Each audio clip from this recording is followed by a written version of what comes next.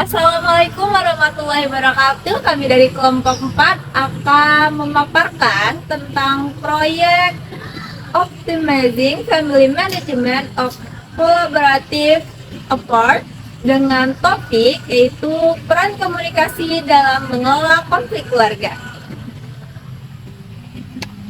Dengan saya Apriani Nursantika dengan NIM A1E123026. Saya Askia Rahma Safira dengan NIM A1E123058.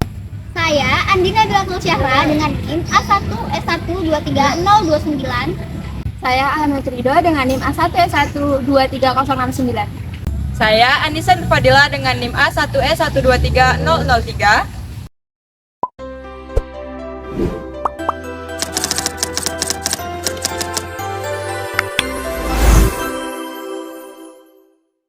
Menurut Roger dan Somatur, tahun 1971, komunikasi adalah proses penyampaian pesan dari sumber pesan kepada penerima pesan. Sedangkan komunikasi keluarga, menurut Suwardi Idris, tahun 1990 adalah komunikasi yang terjadi dalam rangka menciptakan hubungan yang baik tiap anggota keluarga. Dalam hubungan keluarga, pastilah terjadi konflik keluarga. Konflik keluarga adalah suatu keadaan, yaitu pertentangan antar tiap anggota keluarga yang muncul akibat perbedaan pendapat. Adapun jenis-jenis konflik, yang pertama yaitu konflik orang tua dan anak, yang kedua konflik antar saudara, yang ketiga konflik dengan orang lain, yang keempat konflik suami dan istri, dan yang kelima konflik pribadi. Peran komunikasi dalam mengatasi konflik antar orang tua dan anak. Agar terjadi komunikasi yang seimbang, dibutuhkan pengertian oleh orang tua dan anak mengenai suatu tujuan yang diharapkan. Keluarga yang seimbang adalah keluarga yang ditandai oleh keharmonisan hubungan antara ayah dan ibu, ayah dan anak, serta antara ibu dan anak.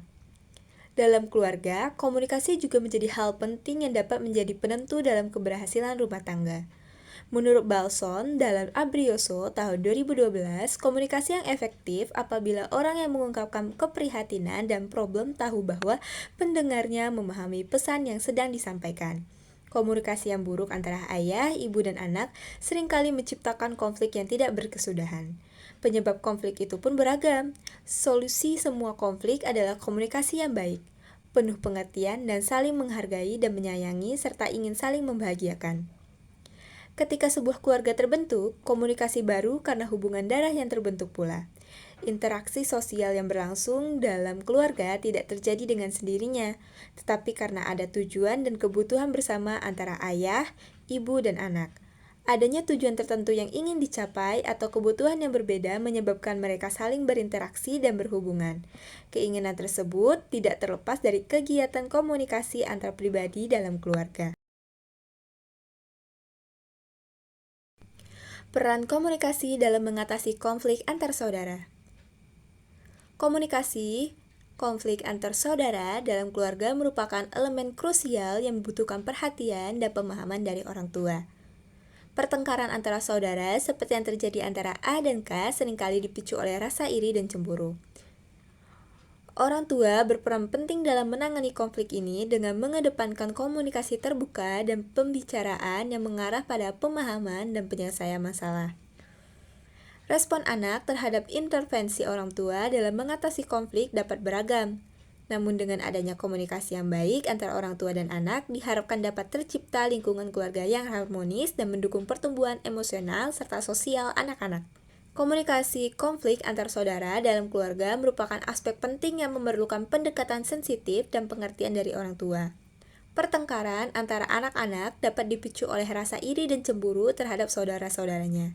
Orang tua berperan dalam meredam konflik tersebut dengan meningkatkan komunikasi yang terbuka dan memfasilitasi dialog yang konstruktif. Dengan memahami respon anak terhadap intervensi orang tua, dapat diciptakan lingkungan keluarga yang mendukung dan memperkuat ikatan antar anggota keluarga. Peran komunikasi dalam mengatasi konflik dengan orang lain. Konflik dengan orang lain adalah ketidaksepakatan, perbedaan pendapat, atau pertentangan antar individu atau kelompok yang bisa terjadi dalam berbagai konteks, seperti hubungan personal, lingkungan kerja, atau dalam konteks sosial. Konflik bisa timbul dari perbedaan nilai, kepentingan, atau perseptif yang bertentangan. Komunikasi yang efektif dapat membantu mengelola dan bahkan mencegah konflik dengan orang lain. Penting untuk mendengarkan dengan empati, berbicara dengan jelas, dan memahami perseptif orang lain. Namun, konflik juga bisa menjadi bagian alami dari hubungan manusia dan memperlakukannya sebagai peluang untuk pertumbuhan dan pemahaman yang lebih baik bisa membantu mengubahnya menjadi pengalaman positif. Misalnya, konflik antar teman karena salah paham, konflik antar rekan kerja karena pembagian tugas yang tidak adil, atau konflik antar anggota keluarga karena perbedaan nilai atau harapan. Konflik dengan orang lain adalah suatu pertentangan yang terjadi antara apa yang diharapkan oleh seseorang terhadap orang lain atau organisasi dengan kenyataan apa yang diharapkannya. Menurut Gibson, pada tahun 1977, hubungan selain dapat menciptakan kerjasama, hubungan saling tergantung dapat pula melahirkan konflik. Hal ini terjadi jika masing-masing komponen organisasi memiliki kepentingan atau tujuan sendiri-sendiri dan tidak bekerja sama satu sama lain. Peran komunikasi dalam mengatasi konflik antar suami dan istri. Penyelesaian konflik yang efektif dalam konflik antar suami istri dapat dilakukan dengan cara keterbukaan dari masing-masing pribadi suami istri yang sedang berkonflik. Mau membuka diri dan mau menceritakan kepada pasangan apa yang tengah dirinya rasakan kepada pasangan sehingga pasangan mengetahui dan merasakan apa yang mereka alami. Maka dari itu, dengan adanya keterbukaan dapat menjadikan langkah awal untuk saling mengenal di antara keduanya. Begitu pula apabila terjadinya konflik di antara keduanya, dengan adanya keterbukaan dapat menjadikan kunci utama dalam menyelesaikan konflik di antara keduanya. Contohnya, seperti menurut suami yang digoda oleh orang ketiga walaupun dirinya merasa kesulitan untuk mengungkapkan hal tersebut kepada pasangannya, namun dirinya selalu untuk mencoba bersikap jujur kepada pasangannya. Sehingga keterbukaan dalam berkomunikasi sangat penting dalam hubungan suami dan istri. Peran komunikasi dalam mengatasi konflik pribadi. Beberapa alasan mengapa komunikasi sangat efektif dalam membantu mengatasi konflik pribadi. Yang pertama yaitu pemahaman yang lebih baik. Komunikasi yang baik memungkinkan pihak yang terlibat untuk saling memahami dengan lebih baik. Ini memungkinkan mereka untuk menyampaikan perspektif, kebutuhan, dan kekhawatiran mereka secara terbuka dan jujur. 2. Membangun kepercayaan. Komunikasi yang efektif dapat membantu membangun kepercayaan antar pihak-pihak yang terlibat dalam konflik. Ketika seseorang merasa didengar dan dipahami, kepercayaan dalam hubungan tersebut akan meningkat. 3. Pencarian solusi bersama. Melalui komunikasi yang terbuka, pihak yang terlibat dapat mencari solusi bersama untuk menyelesaikan konflik. Diskusi yang konstruktif dapat membantu menemukan kompromi yang memuaskan semua pihak. 4. Mengurangi ketegangan. Komunikasi yang efektif dapat membantu mengurangi ketegangan dalam situasi konflik.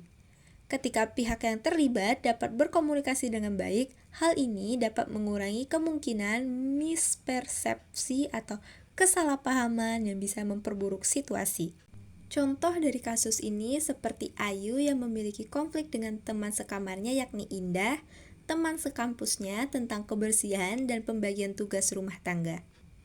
Maka penyelesaian dari konflik ini adalah Ayu dapat menjelaskan dengan jujur permasalahan terkait Indah, teman sekamarnya.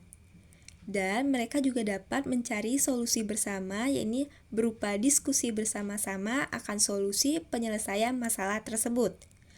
Ajukan ide-ide tentang bagaimana mereka bisa meningkatkan komunikasi dan mencapai kesepakatan tentang pembagian tugas dan kebersihan dalam kamar kosnya.